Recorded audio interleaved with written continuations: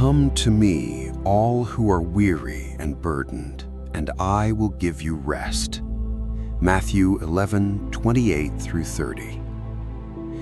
This is what you heard first, and it was not by accident. Before any other word, before any other thought, this promise needed to reach you tonight. But why is it that even lying down, even in silence, your body rests while your soul keeps running? Why is it that the exhaustion you feel is not the kind that sleep can fix? I know today was a long day. I know you carried burdens that no one saw. They were not just tasks, they were worries that return whenever everything grows quiet. It was the guilt over something you said or something you were unable to do. It was the fear of what is still to come. It was the sadness that lives in a hidden corner of your heart, a sadness you have learned to conceal even from yourself. I see all of it. Tonight, I will gently lead you through everything I taught about rest, trust, forgiveness, care, and hope. Not so that you may learn another lesson, but so that you may finally find rest. There is a kind of weariness that is difficult to explain to other people. It is not just your body asking for sleep.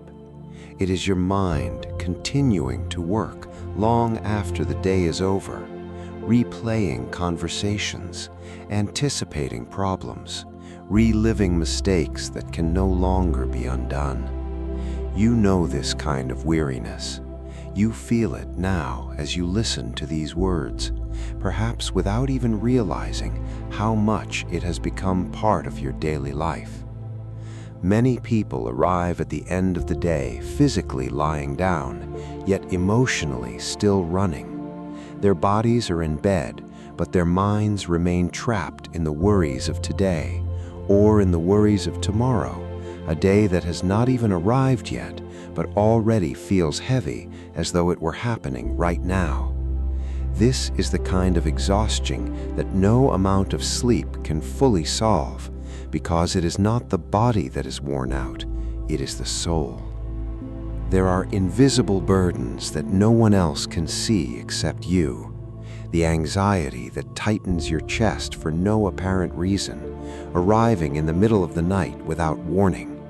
The guilt over words you should not have spoken or silences you should have broken, returning precisely during the quietest hours.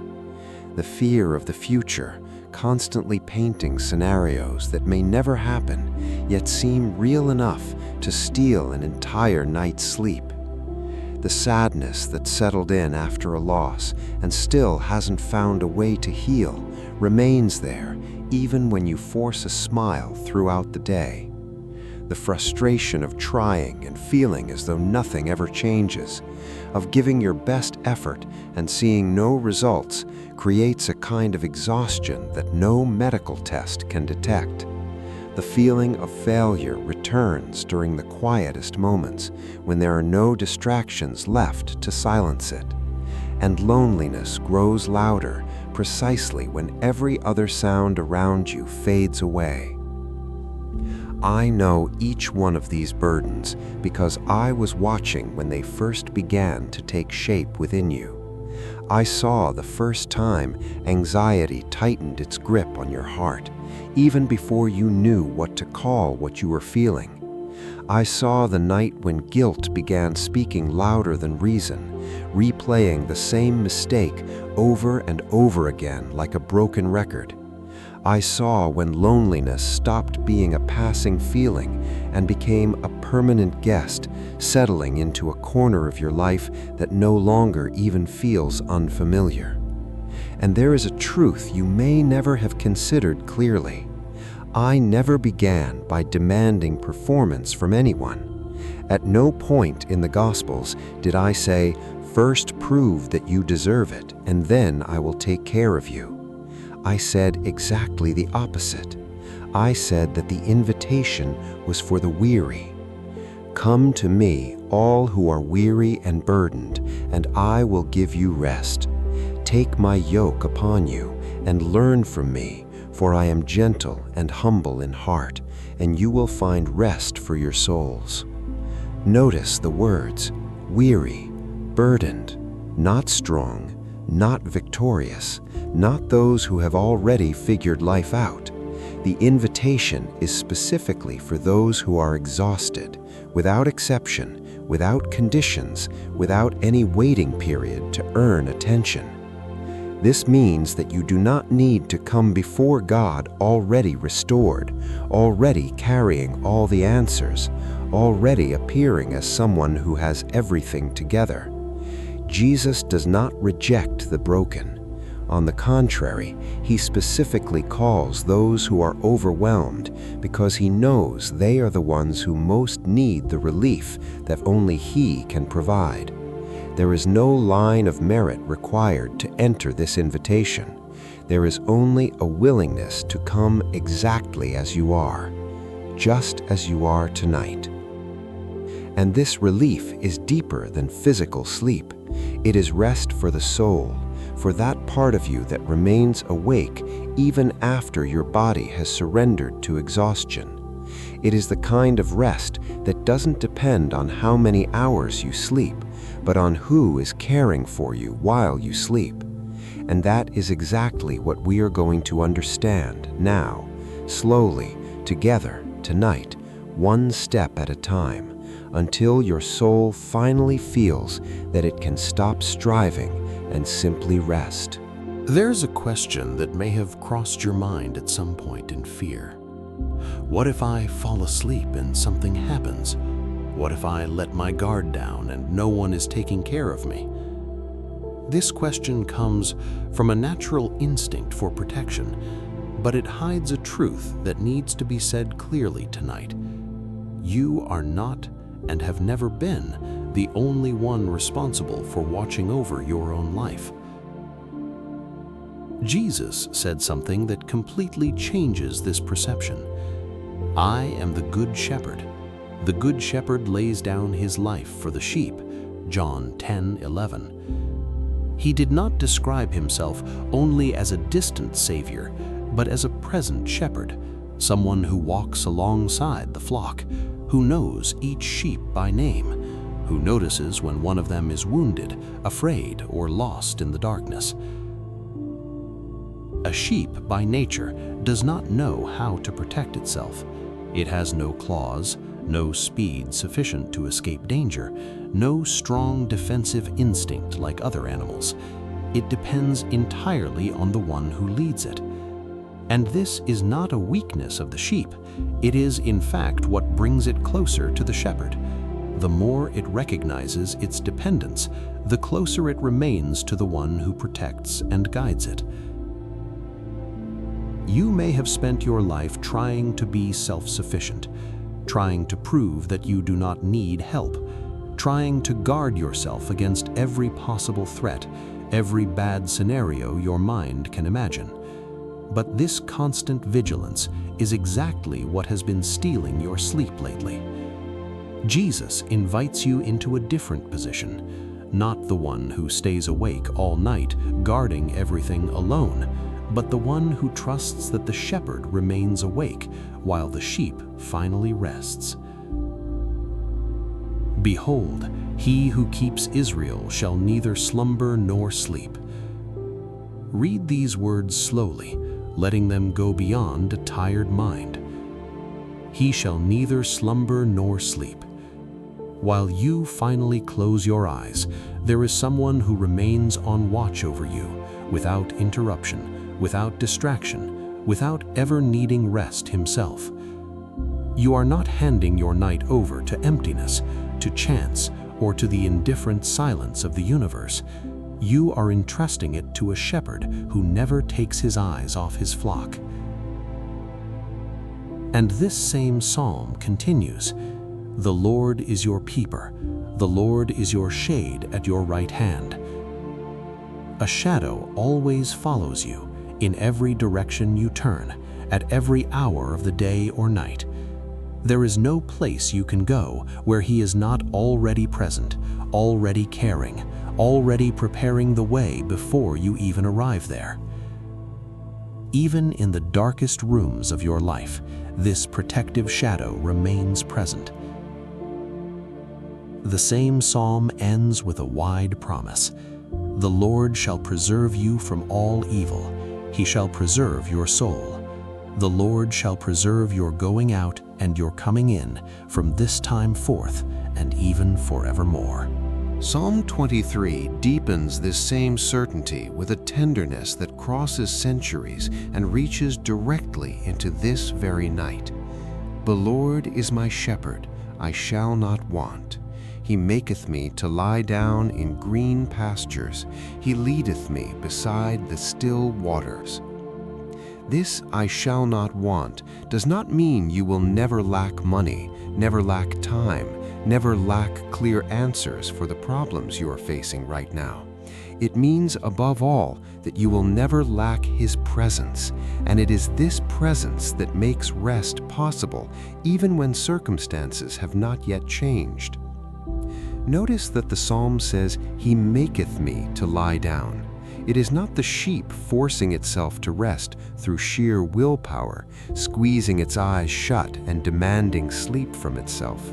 It is the shepherd who leads it to a place safe enough for rest to happen naturally, without struggle, without resistance. Maybe that is what is missing in your night. Not more effort to sleep, but the certainty that you are in a safe place, guided by someone who knows exactly where the still waters are that your soul needs. The psalm continues, He restoreth my soul, He leadeth me in the paths of righteousness for His name's sake. Yea, though I walk through the valley of the shadow of death, I will fear no evil, for Thou art with me. Notice that the promise is not the absence of the valley, it is the constant presence within it. You may be this night going through something that feels like a valley of shadows, but fear does not need to have the final word because companionship is guaranteed in every step of that difficult path. Thou preparest a table before me in the presence of mine enemies. Thou anointest my head with oil, my cup runneth over.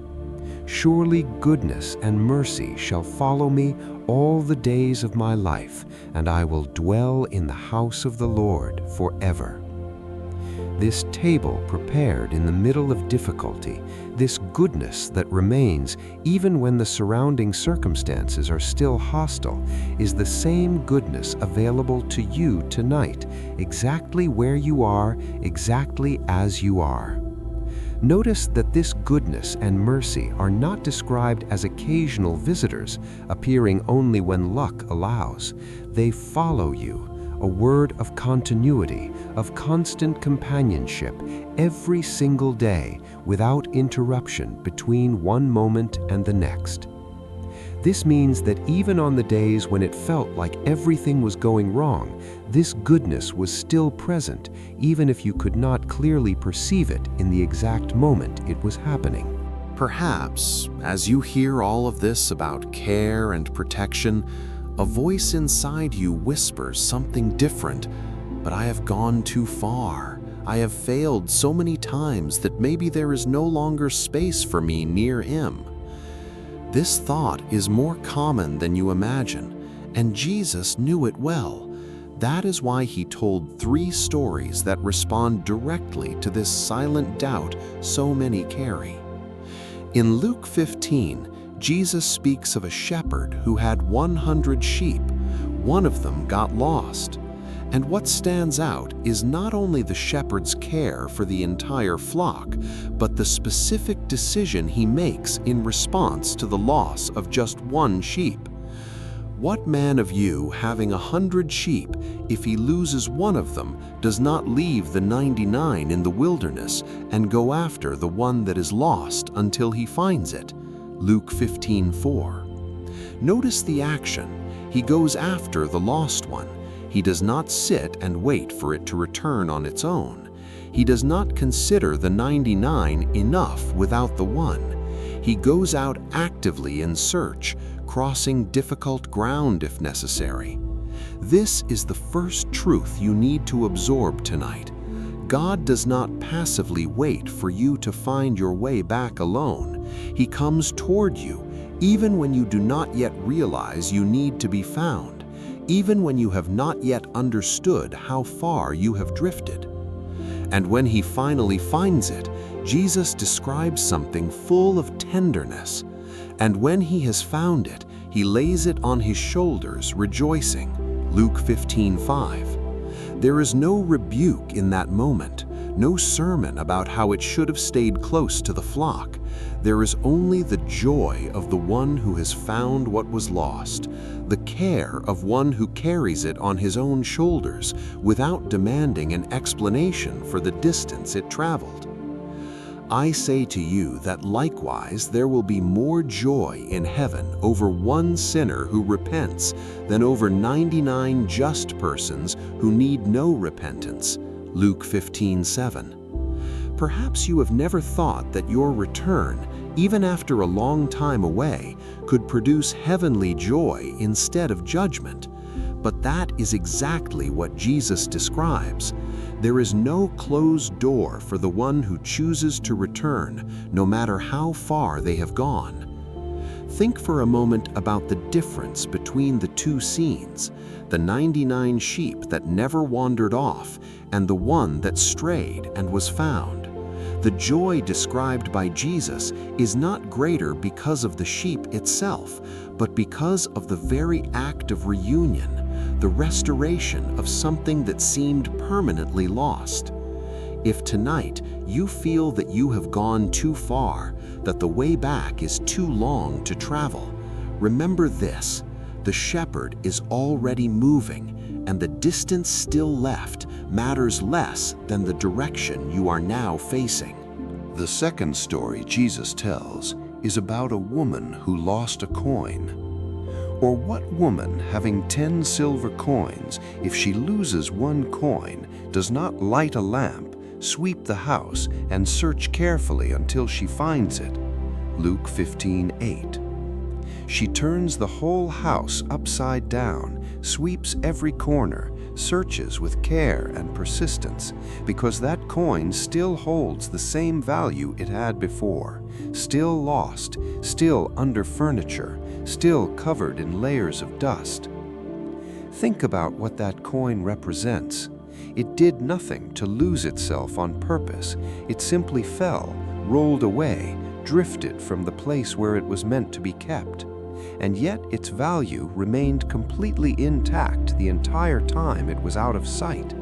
There was no loss of worth just because it was hidden. The value of something does not disappear simply because it is out of place, hidden, or forgotten in a corner no one looks at anymore. And your value before God has not decreased because you went through a difficult season, because you made decisions you regret, because you drifted away for a period that may now feel too long to even measure. And when she has found it, she calls her friends and neighbors together, saying, "Rejoice with me, for I have found the piece which I lost." Luke 15:9. There is celebration in the finding, not embarrassment over the loss. The woman does not hide the fact that the coin was lost. She openly celebrates that it has been found again. In the same way, your return to God after any distance is not a reason for hidden shame, but for genuine celebration in heaven. There is something important in this parable that deserves attention. The coin does nothing to be found. It does not move. It does not call attention to itself. It makes no effort to return to where it fell from. It is the woman who takes full initiative, who searches every corner patiently until she finds it. In the same way, perhaps tonight, the only thing you need to do is not a great effort to earn being found, but simply allow the search of God for you to reach wherever you are. And then comes the third story, perhaps the most well-known and the most touching of them all, the parable of the prodigal son. A young son takes his share of the inheritance, leaves home, spends everything on a life that seemed promising but ends empty, and when he has nothing left, he decides to return home. On the way back, he rehearses a careful speech. He does not expect to be received as a son, maybe not even as a servant, only hoping not to be turned away immediately. And he arose and came to his father. But when he was still a great way off, his father saw him and had compassion, and ran and fell on his neck and kissed him. Luke 15:20. The father did not wait for the son to reach the door. He did not wait for the repentant speech to be finished. He saw him while he was still far away, and he ran. The embrace came before the explanation, before any words were spoken. The son still tries to say what he had prepared. "Father, I have sinned against heaven and in your sight, and am no longer worthy to be called your son." Luke 15:21. But notice that the father was already moving in celebration before the speech was even finished. He did not need a complete confession to release love. The love was already there, waiting, ready to be expressed the moment the son was seen from afar. But the father said to his servants, "Bring out the best robe and put it on him, and put a ring on his hand and sandals on his feet, and bring the fatted calf here and kill it, and let us eat and be merry. For this my son was dead and is alive again. He was lost and is found." There was no probation period before full restoration, no list of tasks to regain trust. There was immediate, full celebration, without conditions. Perhaps tonight you are also rehearsing a silent speech before God, explaining why you took so long to return, why you drifted away, why you failed so many times in areas you know well. But the truth these three stories reveal together is simple and powerful. He is not waiting for your perfect speech. He is already running towards you. What he wants is not your carefully crafted justification.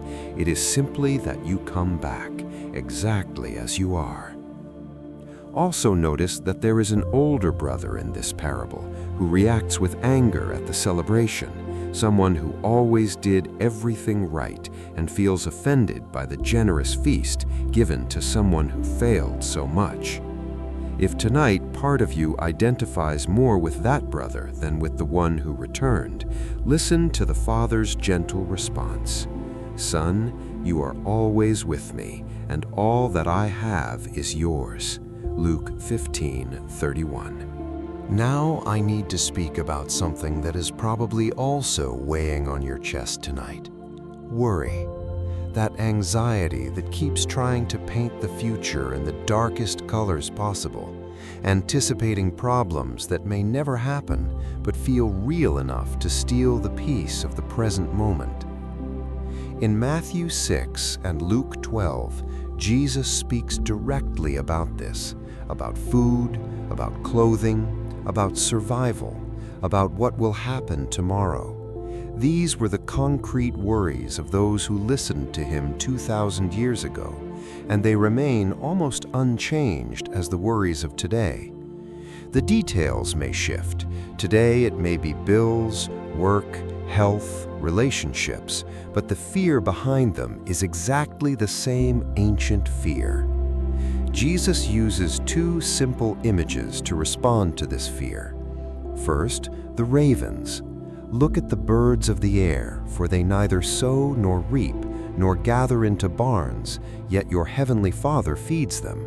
Are you not of more value than they?" Matthew 6:26.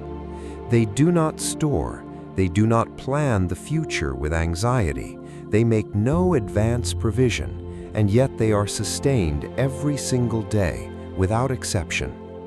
Then the lilies. Consider the lilies of the field, how they grow. They neither toil nor spin, and I tell you that even Solomon in all his glory was not clothed like one of these. Matthew 6:28-29. They do not work, they do not weave, they do not strive for beauty, and yet they are clothed with a beauty that no human effort could replicate, even with all available wealth. If God cares with such detail for what cannot even ask Him for anything, for what does not pray, does not trust, does not cry out at any hour of the day or night, how much more will He care for you, who can pray, who can trust, who can call on Him at any hour of the day or night? Jesus' question remains direct and personal. Are you not of much more value than they? At its core, anxiety tries to do something impossible, control tomorrow through today's worry. But worry has never solved a single real problem in advance. It only steals today's peace without giving anything in return. Faith, on the other hand, learns to trust today, only today, because do not worry about tomorrow, for tomorrow will worry about itself. Each day receives enough grace for its own challenges, not for an entire week's burdens all at once. Trying to carry the weight of many future days in advance is like trying to consume several meals at once. The body was not designed for it, and neither is the soul. This does not mean ignoring responsibilities or failing to wisely plan what is within your ability to address. It means, above all, stopping the act of carrying today a weight that belongs to a day that has not yet arrived and may never even unfold in the way you imagine. You do not need to solve tomorrow's problems tonight. You only need to rest today, trusting that the same provision that sustains the ravens and clothes the lilies will also be enough for you when tomorrow finally comes. God is our refuge and strength, a very present help in trouble. Psalm 46:1. A refuge is not the absence of a storm. It is the safe place within it, the shelter that remains firm while the wind rages outside. Therefore we will not fear, though the earth be removed, and though the mountains be carried into the midst of the sea. Psalm 46:2. Even if everything around you feels unstable, there is a refuge that does not move, that remains exactly where it is, available at any moment you need Him. And there is another psalm that gives a very practical instruction for what to do with the burden that keeps returning. Commit your way to the Lord. Trust also in Him, and He shall bring it to pass. Psalm 37:5. To commit does not mean stopping caring. It does not mean pretending indifference toward what truly matters. It means, above all, finally allowing someone greater than you to carry what was always too heavy for your own hands alone. Cast your burden on the Lord, and He shall sustain you. He shall never permit the righteous to be moved. Psalm 55:22. Casting your care is not a one-time magical act that fixes everything instantly. It is a repeated practice, a decision you may need to make again each night, each time worry tries to reclaim what you have already placed in His hands. This same psalm was written by someone facing betrayal and deep anguish, not by someone living in easy or comfortable circumstances. I will call upon God, and the Lord shall save me. Psalm 55:16. This shows that casting your care upon God is not a beautiful phrase reserved for when everything is already resolved. It is precisely the practice meant for the hardest moments, exactly like the one you may be going through tonight. There's a psalm that speaks directly to the experience of someone who cried out in a moment of real distress and received an answer. not a distant theoretical answer, but present and tangible help. I sought the Lord, and he heard me and delivered me from all my fears. Psalm 34, verse 4. Notice that it wasn't just one fear that was dealt with, but all of them, without exception, none left outside the reach of divine care. The same psalm goes on to describe this experience with details that may resonate deeply with you tonight. They looked unto him and were lightened, and their faces were not ashamed. This poor man cried, and the Lord heard him and saved him out of all his troubles. Psalm 34, 5-6. There's something powerful in that word poor. It isn't about someone with special resources or merits, but about someone in simple need who cried out and was heard precisely because they were in need. The angel of the Lord encampeth around them that fear him and delivereth them. Psalm 34, 7. This image of being encamped around suggests protection from every direction, not just from the front or from one particular side, a complete covering that surrounds from every possible angle, exactly as you need tonight, covered on all sides by the protection of the one who never sleeps. The righteous cry, and the Lord heareth and delivereth them out of all their troubles. The Lord is nigh unto them that are of a broken heart, and saveth such as are of a contrite spirit. Psalm 34, 17-18. Notice that God's nearness is described specifically in relation to the broken heart, the contrite spirit. You don't need to be whole, put together, strong, to experience this nearness. It's precisely in weakness that it becomes most tangible, most close. The same psalm closes with a broad promise of care. Many are the afflictions of the righteous, but the Lord delivereth him out of them all. Psalm 34, 19. Notice that there's no promise of a complete absence of afflictions. There's a promise of consistent deliverance in the midst of them, repeated again and again, every time a sincere cry rises up toward God, even in the hardest circumstances you may be facing tonight. There is something in the Sermon on the Mount that goes against almost everything the world teaches about what it means to be well, about what it means to truly be happy. And understanding this difference can completely change the way you evaluate your own life tonight, even if it still feels far from what you once imagined for this stage. In Matthew 5, Jesus describes those he calls blessed, a word that carries the meaning of deep happiness, not something superficial or dependent on circumstances. And the list he presents is radically different from the list the world usually presents. The world calls the strong, the wealthy, the influential, the self-sufficient, and those who always seem in control, the happy ones. Jesus calls blessed the poor in spirit, those who mourn, the meek, those who hunger and thirst for righteousness, the merciful, the pure in heart, and the peacemakers. Blessed are the poor in spirit, for theirs is the kingdom of heaven. Matthew 5, verse 3. Poor in spirit does not mean weak. It means someone who recognizes their dependence on God, who does not pretend to have all the answers, who admits their need without shame. Blessed are those who mourn, for they shall be comforted. Matthew 5, verse 4. There is no promise here that you will not cry tonight or on other nights yet to come.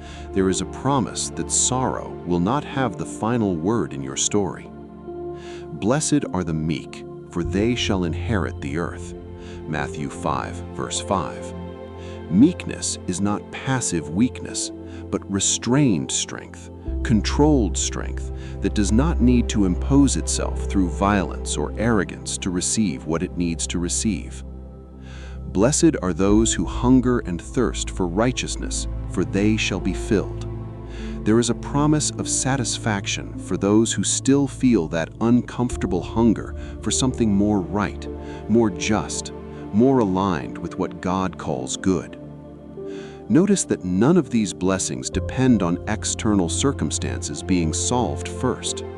None require life to be perfect, problems to be gone, or the future to be fully secured before they begin to exist.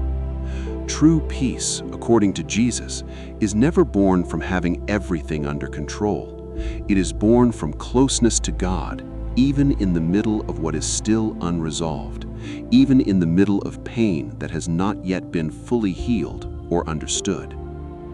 Blessed are the peacemakers, for they shall be called sons of God. Matthew 5, verse 9. And also, blessed are those who are persecuted for righteousness' sake, for theirs is the kingdom of heaven.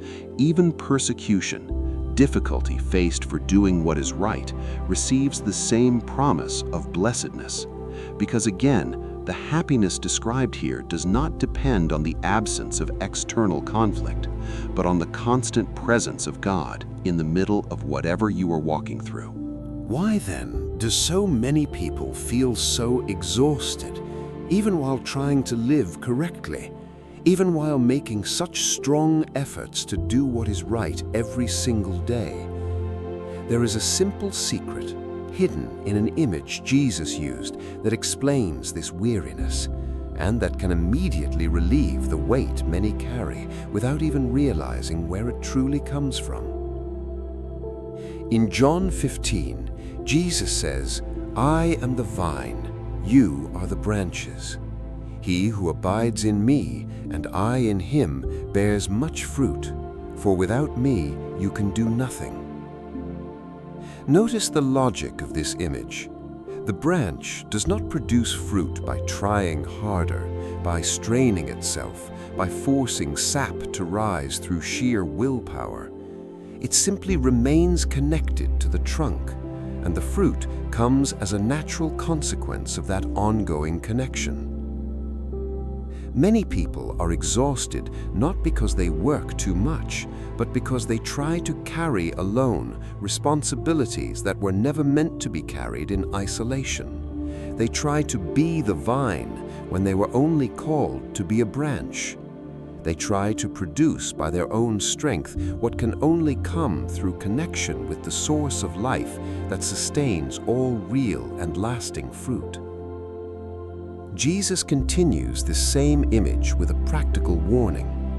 "If anyone does not abide in me, he is cast out as a branch and withers." A disconnected branch does not die instantly. It dries out gradually, losing vitality until the lack of connection becomes visible on the outside. Perhaps that is the process you feel tonight. Not a sudden collapse, but a slow drying out, the result of trying to produce fruit on your own, far from the source that was meant to sustain everything. "Blessed is the man that walketh not in the counsel of the ungodly, nor standeth in the way of sinners, nor sitteth in the seat of the scornful.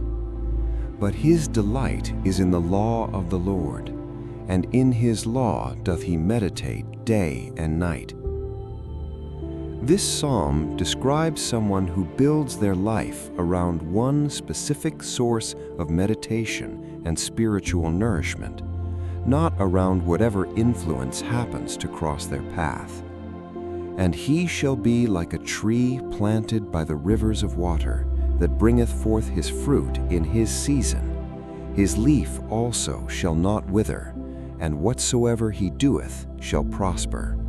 A tree planted by the water doesn't have to strain to stay green, even through dry seasons all around it. It only needs to be in the right place, with roots reaching the right source, deep enough to hold on even when the surface looks dry. Notice the phrase, "in his season." The fruit doesn't appear right away, forced by pressure or by outside urgency, but in its proper time, the right moment for that specific tree. This means you don't have to produce immediate results to prove you're connected to the right source. Simply remaining, even without visible fruit right now, is already evidence of true rootedness. Maybe tonight is the moment to stop and ask yourself honestly, what am I trying to carry alone that should never have rested on my own shoulders? What am I trying to produce through isolated effort when really I only needed to stay connected to the right source, letting the fruit come naturally in its own time? That question, asked with sincerity, can be the start of a rest far deeper than just one good night of physical sleep. The psalm goes on to describe the contrast. The ungodly are not so, but are like the chaff which the wind driveth away. A tree with deep roots holds its ground. Light chaff with no root at all is carried off by whatever wind happens to blow. The difference between the two isn't in how strong they look on a calm day, but in their ability to hold on when the storm finally comes. And it's exactly that capacity to remain, standing even under pressure, that God is forming in you through every night of renewed trust. Now let me take you to an even more intimate place, into the prayers no one heard, and the tears no one saw, yet which were never unnoticed before God, not for a single moment of your entire life. In Matthew 6, Jesus speaks about what we could call the secret room. But you, when you pray, go into your room, and when you have shut your door, pray to your Father who is in the secret place, and your Father who sees in secret will reward you openly. Matthew 6:6. This instruction reveals something deep about the nature of true faith. It was never meant to need an audience, never meant to require witnesses, never meant to be performed in front of others in order to have real value. There are prayers whispered in the dark of a room, just like the room you are in now, that no one else ever witnessed, but God heard each one with the same full attention He would give to a prayer spoken in the middle of a crowd. There are tears that fell in silence, hidden even from those closest to you, disguised behind a smile or a "I'm fine," said only to end an uncomfortable conversation. But God saw every single one of them, without exception, without losing even one from His sight. This principle of the secret room also reveals something about authenticity. The faith that truly matters is not the one displayed to impress those who are watching, but the one lived when absolutely no one else is looking. It is in this private space, without an audience, that the relationship with God becomes most honest, without masks, without the need to appear stronger or more put together than you really are. This means that the night that often feels lonely, the moment when you are finally alone, without distractions, without anyone to talk to about what you feel, can become, in His presence, a true sanctuary, the place where you no longer need to pretend, where you can be exactly who you are, with all your exhaustion, all your doubts, all your fragility, without any fear of judgment.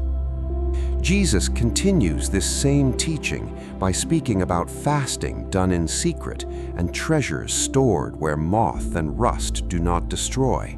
Matthew 6:17 through 20, equivalent sense.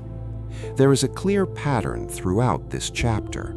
The deepest and lasting spiritual practices happen away from public view, in the intimate space between the soul and God, where there is no need to impress anyone, where the only true audience already knows every detail before it is even spoken aloud. You search me and know me. You know when I sit down and when I rise up. You understand my thoughts from afar. There is nothing tonight that you need to explain in detail to God, before he fully understands it. He already knows. He has already seen it. He already knew your thoughts even before they fully formed within you, before you even found the right words to describe them. You hem me in, behind, and before, and you lay your hand upon me. Such knowledge is too wonderful for me. It is too high. I cannot attain it. There is something comforting in knowing that this complete knowledge does not come with implied judgment. It comes with closeness. The same psalm continues asking, "Where can I go from your spirit? Or where can I flee from your presence?" Even in the complete darkness of your room, even in the darkest thoughts you may have had during this day or this difficult week, there is no place where you are truly alone or unseen by God. This completely changes the experience of the night. Instead of becoming an empty space where thoughts run freely and uncontrollably, it becomes a space inhabited by an attentive, knowing, and deeply caring presence. You do not need to explain everything in detail before you sleep. He already understands everything he needs to understand about what you are feeling right now. The same psalm ends with one of the most intimate declarations in all of Scripture. "Search me, O God, and know my heart. Try me and know my thoughts, and see if there is any wicked way in me, and lead me in the way everlasting." There is here an invitation to total vulnerability, to complete openness without hidden corners, exactly the kind of surrender you may need tonight. Opening every part of your mind to the one who already knows it anyway. Truly, my soul silently waits for God alone, for my expectation is from Him. Psalm 62, verse 5. This silent waiting is not passive resignation, nor is it giving up in the face of difficult circumstances. It is active trust, deliberate, chosen again and again, even when everything within you wants to keep fighting or worrying. He only is my rock and my salvation. He is my defense. I shall not be greatly moved. Psalm 62, verse 6. Notice the phrase, "I shall not be greatly moved." This is not a promise of perfect, absolute stability at all times, but of a foundational firmness that remains even when small tremors happen along the way. Trust in Him at all times, you people. Pour out your heart before Him. God is a refuge for us. Psalm 62, verse 8. Here, there is a direct invitation to pour out everything within the heart, without filters, without over-polishing, without trying to organize thoughts before bringing them to Him. It is the soul finally stopping its own struggle to fix everything by sheer force, no longer resisting the silence, and resting in the certainty that it is being cared for, even when there is no immediate answer, even when the silence feels longer than you wish it did.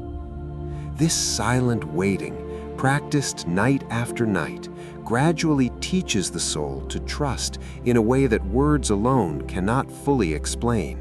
It is not a technique learned once, it is a practice deepened through repetition, through returning again and again to the same place of trust, even when the mind insists on doubting. The same psalm offers an important contrast. Do not trust in oppression, nor vainly hope in robbery. If riches increase, do not set your heart on them. Psalm 62, verse 10. There is a clear warning against placing trust in anything other than God, neither power, nor wealth, nor any false security the world offers as a temporary substitute. True silent waiting only works when it is directed towards the right source, not towards superficial solutions that promise quick relief but cannot deliver lasting peace. And when God's silence seems louder than His voice, when prayers feel like they fall into a void with no apparent return, there is a clear and direct instruction Jesus left about exactly what to do in moments like these. In Matthew 7, He says, "Ask, and it will be given to you. Seek, and you will find. Knock, and it will be opened to you. For everyone who asks receives, and he who seeks finds, and to him who knocks it will be opened." Matthew 7, 7 through 8. Notice that the three verbs used here are not one-time actions, but continuous and persistent actions. Ask, seek, knock. It is not a single gesture done once. It is sustained persistence over time, even when the answer seems delayed. When God's silence feels greater than your ability to wait patiently, Jesus' response is not to give up, not to stop praying, not to assume that the absence of immediate response means absence of care. The response is to keep asking, to keep seeking diligently, to keep knocking, even when the door does not open at the exact moment you wish it would. And Jesus gives an argument that removes any doubt about the fundamental goodness of God in this process of waiting.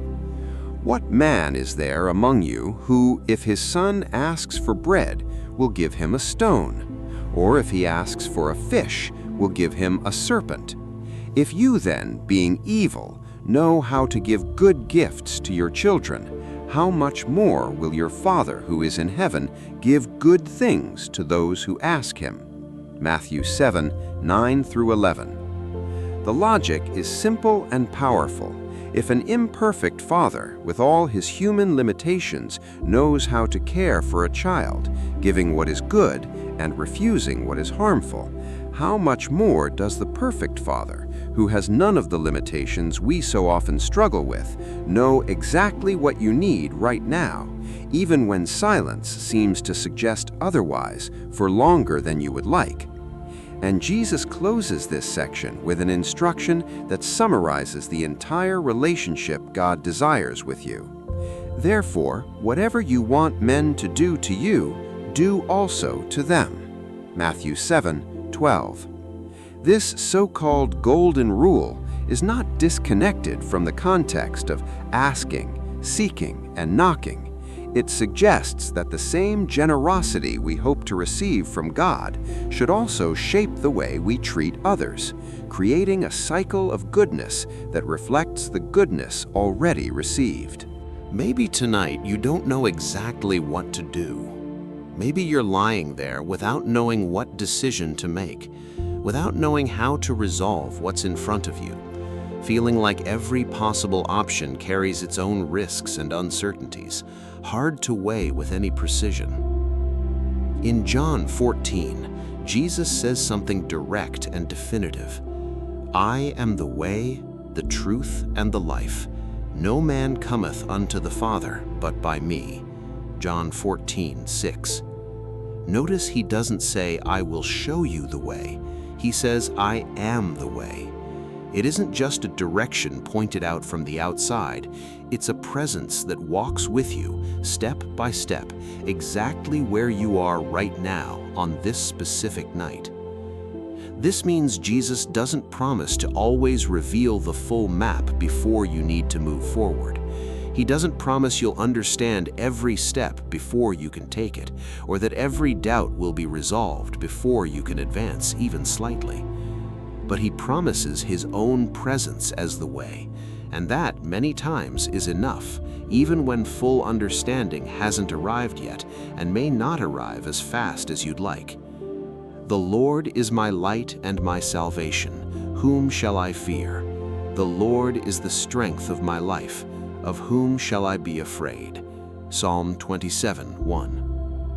This light doesn't eliminate the darkness around you right away, but it makes it possible to walk through it with enough confidence for the next step, without needing to see the whole road at once. One thing have I desired of the Lord, that will I seek after, that I may dwell in the house of the Lord all the days of my life, to behold the beauty of the Lord, and to inquire in his temple. Psalm 27:4. Here is a simple, focused desire, not to solve every problem right away, but to stay close, to dwell near, keeping that closeness as a priority above any other outside solution desperately sought elsewhere. Though an host should encamp against me, my heart shall not fear. Though war should rise against me, in this will I be confident. Psalm 27:3. Think about what it's like walking at night on a road you barely know. You don't need to see the whole length of the path at once to keep moving forward with reasonable confidence. You just need enough light for the next step and trust in the one guiding this specific stretch of the journey. The same psalm closes with a direct exhortation that serves as instruction for tonight. Wait on the Lord. Be of good courage, and he shall strengthen thy heart. Wait, I say, on the Lord. Notice the repetition of the word wait at the start and end of the verse, as if the very structure of the sentence already teaches that this waiting needs to be renewed, revisited, repeated every time the heart begins to lose courage in the face of the road's uncertainty. And because uncertainty so often brings with it the heaviest feeling of all, deep loneliness, Jesus also leaves a promise of comfort that crosses the centuries and reaches all the way to tonight, to this specific moment when you may feel like you're facing everything completely alone. In John 16, he speaks of the coming of the Holy Spirit, constant help, clear direction when needed, lasting comfort for the hardest moments still ahead. That promise wasn't just for the disciples who heard Jesus directly in that historical moment. It was a promise that extends to anyone who seeks that same comforting presence today, on this very night. Nevertheless, I tell you the truth.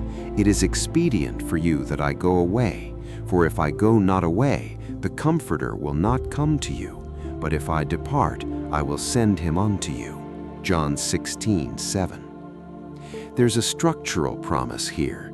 Jesus' visible departure would make room for a presence that was even more constant and accessible, not limited by time or physical space the way his bodily presence would have been. And then Jesus arrives at one of the strongest, most well-known statements in the entire gospel. In the world ye shall have tribulation, but be of good cheer, I have overcome the world. Notice he doesn't promise a life with no difficulty at all. That would be an empty promise, easily disproven by anyone's own experience. He promises something deeper, that in the middle of real present difficulty, there's already a victory that came before it, one that can't be reversed by whatever is still ahead in the coming days. This means the afflictions you're facing right now, as real and painful as they are in this specific season, don't have the final word over your whole life. They exist, they're real, they deserve to be acknowledged and not brushed aside with empty phrases, but they aren't the final chapter of your full story. There's a victory that was already won ahead of time, and that victory holds up hope even while the affliction is still present and still painful. Before making that final promise, Jesus had also said, I have yet many things to say unto you, but ye cannot bear them now.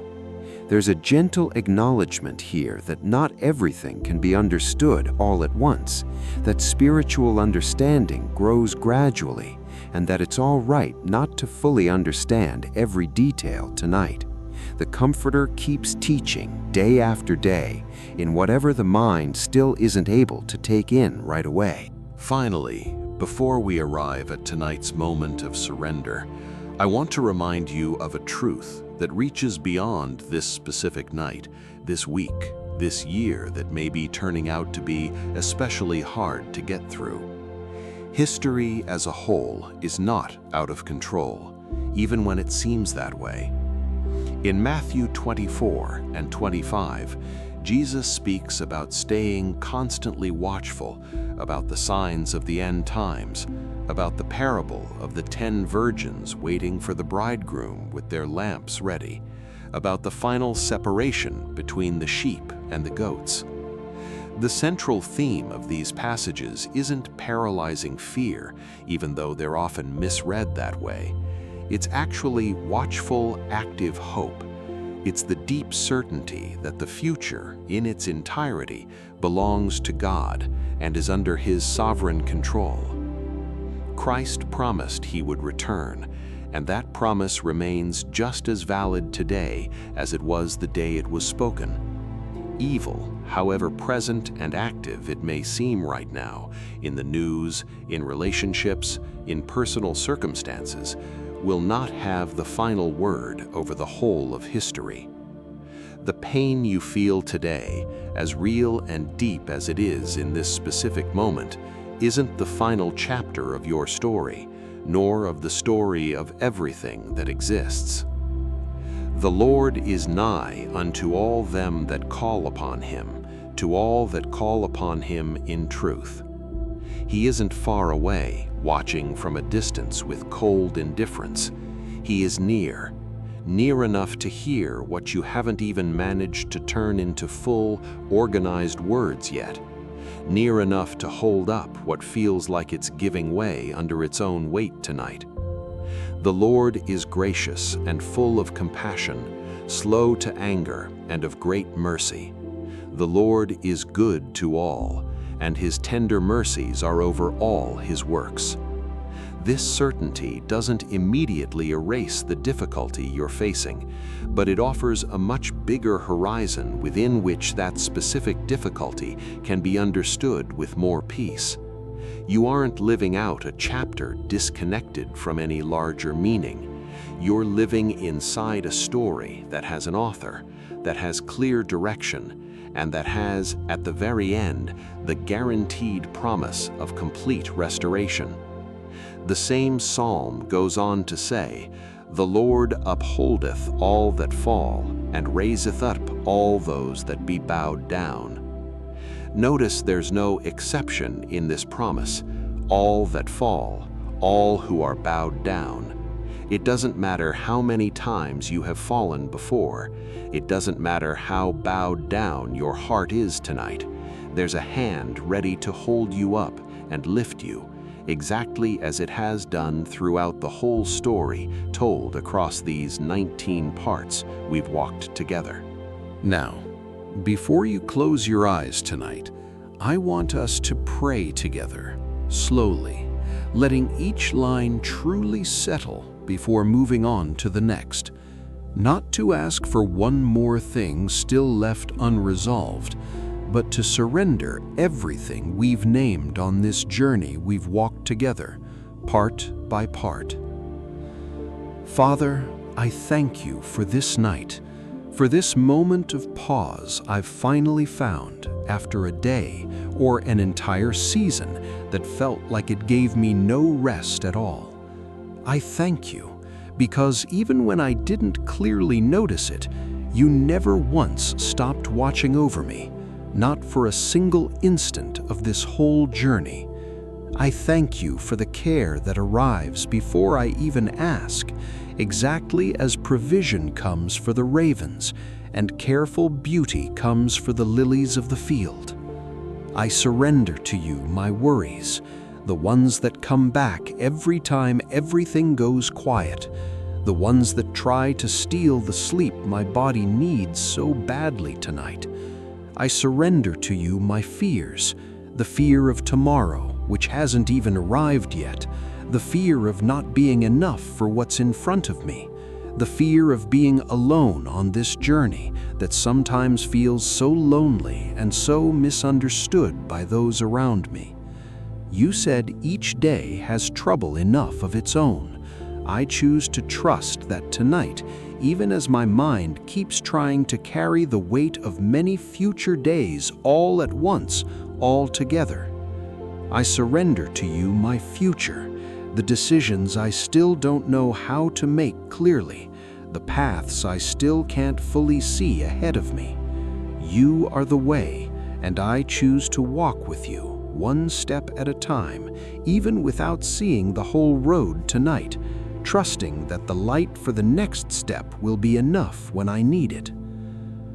I surrender to you my family, the ones I love deeply, who sometimes carry weights I can't resolve for them, no matter how hard I try. Watch over each of them exactly as you're watching over me now. Be the shepherd keeping watch over our whole home tonight, over every room, over every heart resting there, or still quietly struggling to find rest. I ask for your spirit over me as I sleep tonight. I ask for protection over this home, over this tired body that can't carry so much weight alone anymore, over this mind that so often runs when it should simply rest in peace. Cover me with the deep stillness of the psalm that says you neither slumber nor sleep, because that's exactly the unshakable certainty I need tonight to finally stop keeping watch over myself and trust fully that the watching is in hands far more capable than mine. Let me sleep in peace, knowing certain that I am cared for, just like the sheep that trusts the shepherd completely without needing to understand every detail of the path taken. Let me wake up renewed in the morning, knowing a new day brings new grace, enough for the challenges that specific day will bring, and not for every other day added up all at once. And in every night that comes after this one, let me remember clearly that I have never, not for a single instant of my whole life, truly been alone. In Jesus' name I pray. Amen. Rest now, slowly. The shepherd is watching, without pause, without distraction. The house is kept completely, every room. The night, finally, can just be night, and no longer a place of constant struggle against thoughts that refuse to ever go quiet. May the peace that surpasses all human understanding guard your heart and your mind tonight, and on every night still to come, without exception. Sleep in peace, beloved. Sleep in peace.